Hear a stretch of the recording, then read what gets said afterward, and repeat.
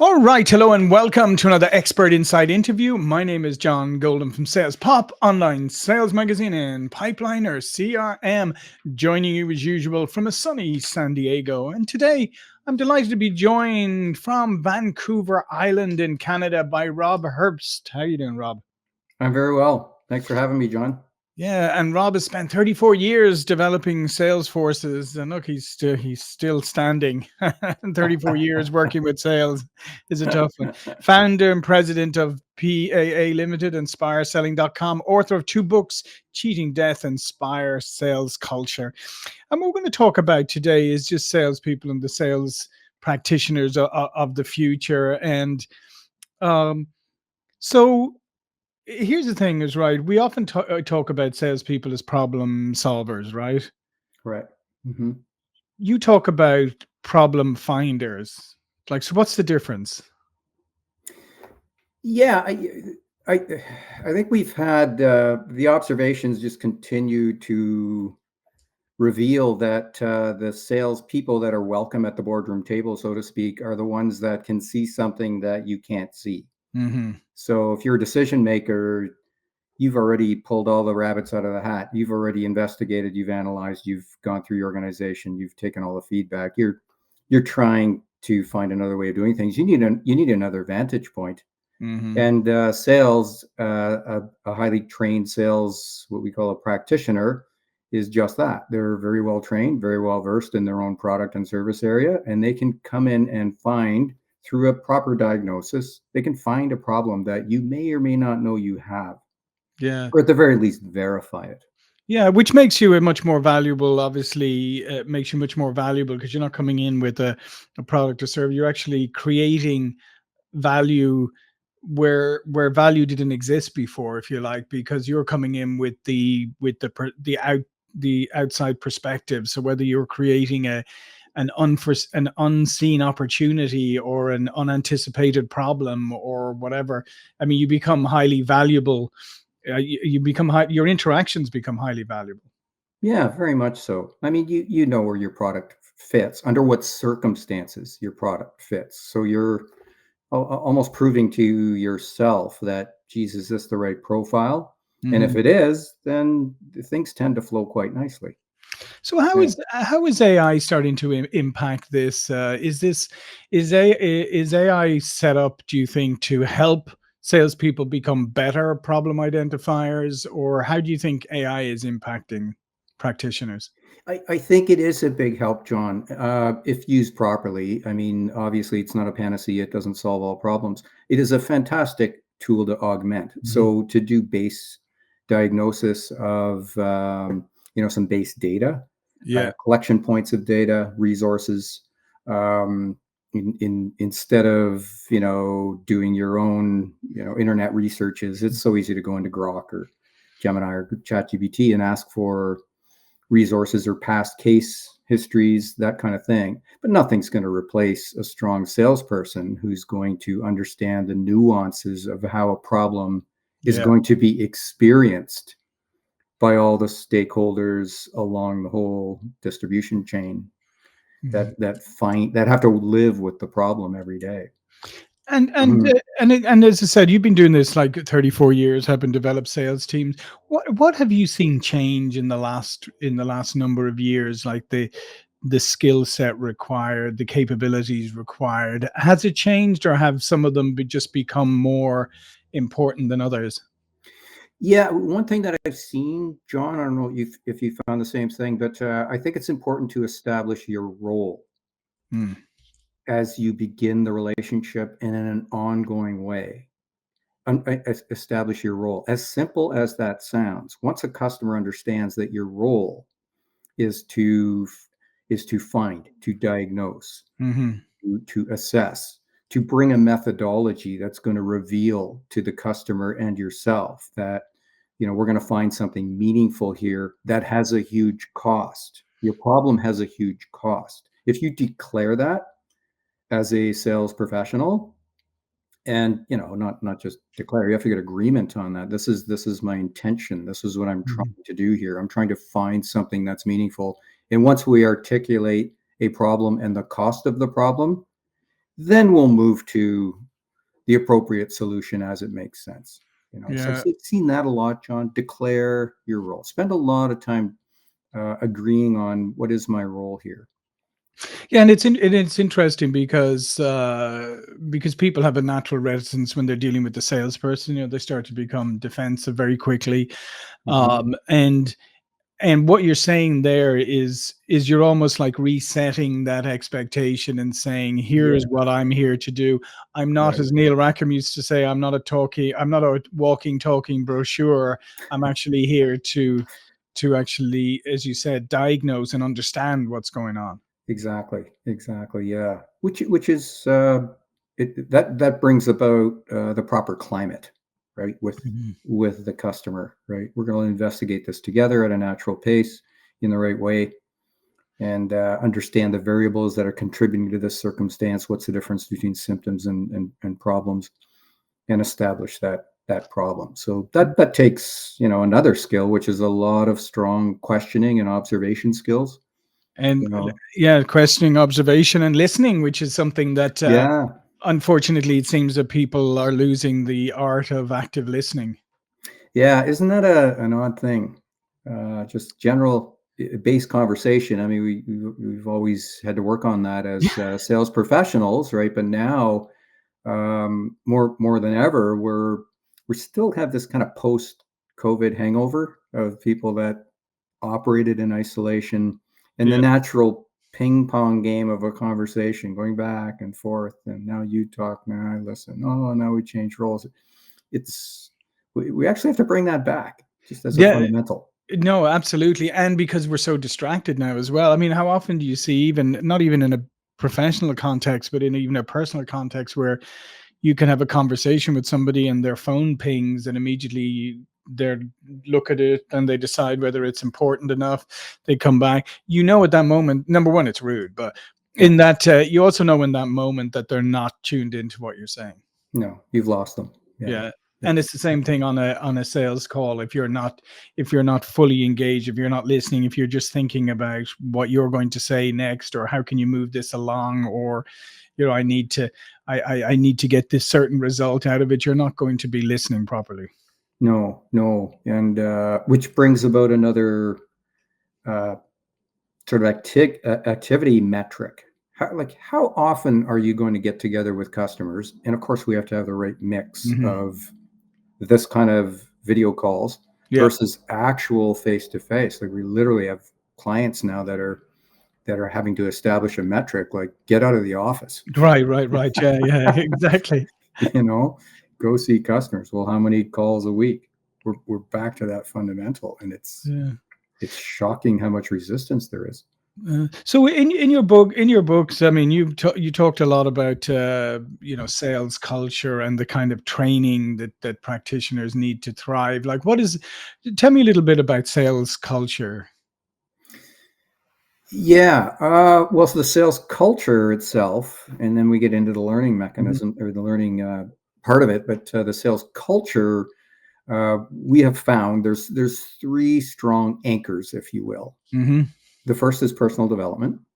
Right. Salespeople are always working on themselves. The strong ones, anyway. Yeah. They're Yeah. trying to get better and learn and understand more. It could be product, could be their own personal skills, whatever. So personal development. Two is expectations. What can I depend on you for? What can you depend on me for? Let's articulate that. Visual, observable metrics, Hmm. much like an Olympic athlete, an Olympic coach, sit down and understand what can we expect of each other. Those conversations spill over into the conversations with the customer. What can we Right. expect of each other? So expectations. And then the third is achievement. A sales culture always has a very powerful and clear episode of ringing the bell. Yeah. Yeah. Yeah. We ring the bell when we've accomplished, and customers too. They love to see that we've overcome something, we've solved something. Yes, we made a deal. It's a wonderful thing. So those three things, John, in the Yeah. culture. And I like it. Let's just come back to the last one for a moment. It just reminds me. I think we've lost a little bit of that somehow, about that thing about celebrating achievements. Yeah. We had in one place, I worked. I ran a division, and we had a. I inherited it, but it was kind of cool. We had a an electronic disco ball, Yeah. and when somebody hit a big deal, or when we exceeded our monthly target or whatever, just for a few minutes, we'd put the disco ball on, and it would flash lights around the whole place. And I Awesome. also and Yeah. I also had, I also had, it was old school, but I also had, those thermometers, which Yeah. you had magnetic and stuff. So every day they knew Sure. what the month was, what the year was, and I would change it on a daily Beautiful. basis. All of those kind of things, which you can do online, obviously. But I Sure. feel like we've kind of moved away oftentimes from the celebration of achievement. Hmm. Yeah, and it's so necessary. It's somewhat intrusive when you start, and it's okay, but it's Mhm, somewhat intrusive to people to say, well, this is how we did today. This is how we're doing. This is how the team's doing. This is how you're doing. This is how I'm doing. Percentage of plan year to date. mhm. That's got to be illuminated. I mean, Yep, it's a goal scoring position, yep. so we have to show what's the scoreboard at all Yeah. times. The right people love it. No, they do, and I mean, and there's another one I used to do. Another company was racehorses. So when we do the Yeah. monthly update, I'd have all the racehorses on the start line, and then I'd hit the button, and they'd move along to where they No. were in their quota. And so, Yeah. and the thing is, and it can be fun too. I mean, even if you can say, Sure. you go, oh, Rob, you're trailing the field a bit. How are you going to make up? Yeah. How are you going to make up the thing? So it's not. It's done in the right spirit. Yeah. It's not punitive. And the interesting thing, John, I don't know if you found this, but the team bands together. Yeah, Like if I'm having a bad month, John comes over and says, "Hey, Rob, like I'll come out and make a few calls with you." yeah, yeah. I think They that. love to help each other. It Yeah, bonds the team. yeah, and I think in some ways, again, I think we've lost some of that stuff. And maybe it's a hangover from COVID or whatever, but we've lost some of that. You also speak, and I think this is a really interesting one, especially for people who have maybe unfortunately negative opinions of salespeople, or negative Mhm. attitudes towards sales, or whatever. You call it the most honest place you can be. Explain Oh yeah. explain that to somebody from the on the outside. Well, it is honest because you're asking people for money. Hmm. Yeah. As soon as I ask you for money, boy, oh boy, it doesn't matter who it is, a relative, a customer, it doesn't matter who it is. You ask somebody for money, boy, oh boy, things change in a hurry. Sure. So a salesperson, this very strong professional salesperson says, the reason I'm here is because I'd like to do business with you. Yeah. We're not there yet, but the only way I know to do that is to try to find something I can fix, something that is broken, that we see, we can articulate it, and then we'll see if we can make it better. We're in the make it better business. That's as honest as you can get. The reason I'm here is because. And what I like about that, Rob, is that it was kind of funny. It was like when I was running Hot Weight, which was spin selling, and we were doing Yeah. engagements with companies large and small across the globe. Sometimes you'd go to a company to do a sales training or sales improvement initiative, and they'd say, "Yeah, this is all good. One thing is, though, we don't call our salespeople." And I'd Mm. say, okay. I'd say, what do you call them? And they'd say some silly name. And I'd say, that's fine. We can change all the stuff for that. Say, but let me just tell you one thing. Your prospect knows they're a salesperson. Oh, you're darn right they do. Oh yeah. So it's okay if you don't want to call them that, if you think but you're not actually fooling anyone. No. And to be honest, back to your point about, being the most honest, but is that really honest at the end of the day, if you're trying No. to somehow, kind of sort of pretend that they're not really salespeople, but at the end No. of the day, they're trying to sell to you. No. And you're diminishing the profession. Yeah. It's like a doctor Exactly. apologizing that they're a doctor. Yeah, Why would you do it? Why would you do that? why would You you do know, that? Why would I'm you I'm say, I'm I'm I'm I'm here for a doctor? We don't call them doctors. Yeah, Yeah, I'm trying huh? to make things better. I'm trying to make things better, and if we don't find something, we will, part ways, no hard feelings. But I'm trying to find out too if there's something I can make better here. Mhm. This is the only way I know to do that. Ask And questions, assess. yeah, and one of the things that I really feel, is really tough for salespeople today is how people don't engage, how people ghost them, how people don't respond, how people, or maybe you have a meet, then you don't hear anything. I mean, I know this is a societal thing as much as anything anymore, where people don't feel the need. But I mean, it's a tough place for a salesperson when they're constantly ghosted, or somebody's excited, then they suddenly go cold on them, or they just start avoiding them. How do you advise people to handle that? You know, John, I really like it, and we talk about this a lot in our training, especially today, current. I like it when a salesperson calls me. Hmm. I just had a guy this past week. It was so hilarious. Young guy, he's trying to upgrade me on something, and he's texting me. Hmm. I said, Charlie, let me help you out here. Um, you're asking me to make a $70,000 decision Hmm. on a text. On a text. I said, you know what? There's only one way we're going to get through this, and that's if we have a conversation. I'd love to have it, Hmm.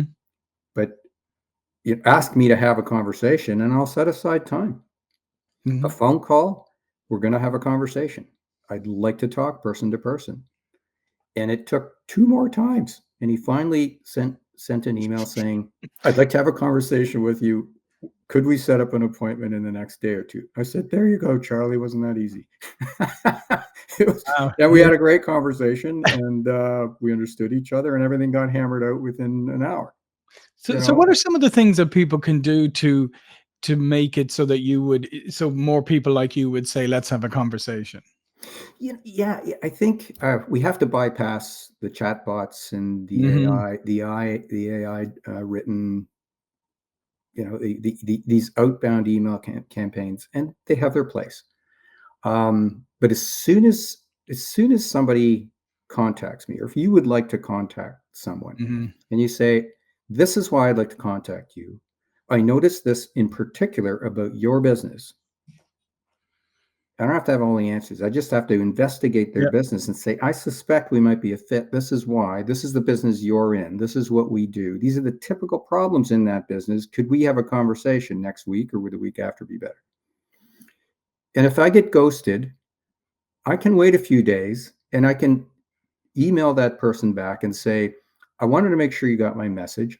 I don't want to be a pest. Hmm. If you feel this would be a valuable conversation, I would really like to talk with you. And that will hold, that will resonate. The person, a portion of the population might be busy, they're Yeah. not interested. You'll find out pretty quick, but let them know I'm trying to set up. I'm not a chatbot. Yeah, and I think that's really important. What you're saying is just that being authentic and real, and just being honest. We talked about honesty a moment ago. Just being Sure. honest about it, being instead of and not trying to. And I guess the other thing, Rob, is not trying to take shortcuts, as you said. Not trying to use a No, chatbot. Not trying to use it. no, Don't try and use shortcuts. no. And persistence is it works very well. If you're honest, you say, listen, I'm trying to stay in touch with you. This is why. When you're ready, I'd like to have a conversation. This is how long it's going to take. No, I don't want to talk for 10 minutes. Hmm. It's going to take us a 45-minute Right. meaningful conversation. If So it's a yeah, meaningful problem and it's not some, yeah, base yeah. It's not commodity just a that they're quick going to buy fix. anyway, you know. Yeah. So what about the sales practitioner of the future? What skills should they be working on right now? If you're in sales, how should you be future proofing yourself? Yeah, I think first of all, it is a career, right? It is a career. You can't Yep. get strong Mhm. fast. Mhm. It is a career. You work the the fundamentals. I would encourage. Yes, there's nuanced Mhm. advanced skills, negotiation and all these things. But don't. I think you said it best. Don't do trickery and shortcuts. Fundamentals. Understand your fundamentals. Fundamentals of asking a question. How do you conduct a sales call? How do you ask for an appointment? How do you ask for a referral? How do you create a proposal all in a professional way, as upfront and focused on the customer problem as possible. Always focus on the customer problem. You're trying Mhm. to fix something for the customer. Yeah. You're helping them, right? If I need all the help I can get, I'd love for people to examine every part of my business and my life. My God, tell me something you see that I could be doing better. I'd love you. Yeah, and therefore, I think the curiosity is so important. How many people do you Yeah. come across today who you can tell they're asking you questions, but they're not really that interested. They don't have that level of curiosity, as opposed to when you come across somebody who you go, wow, this person really wants to understand, is curious and has interesting things to say. Yeah. Oh, it's such an important point. Yeah. Um, I mean, curiosity takes a number of whys. You Mhm. might say, right? You Yeah. ask the first time, then you ask, well, why did you come up Mhm. with that, and what led to that? And you're Yeah. usually five levels deep of whys, and you can't fake that. No, no, you You can't fake know, that. Exactly. Curiosity is I'm serious. I really, yeah, but I want to know how you think about this, Mr. Yeah. Customer. How are you experiencing this? What am I missing? And I think that's something that people should work on, is their level of curiosity, because I think that's where you can use all these other tools, but that's where you can differentiate yourself, is in how creative you are. Yeah, what a fantastic trait. Hmm. But traits can be nurtured and Absolutely, learned. absolutely. Yeah, yeah. Yeah. Well, listen, thank you, Rob. This has been very interesting. Great insights. All of Rob's information will be below this video. But before we go, please do remind people what you do. Well, thanks, John. Yeah, so we work in two ways. One, with companies directly in a very surgical, intimate way to help them build their sales cultures. There's a lot of training involved in that. But we have an online presence with spireselling.com, where we have courses for sales managers and for sales practitioners. So I'd love for people to have a look at that and see if that might be something that would help you. And I'd love feedback on the books that I wrote.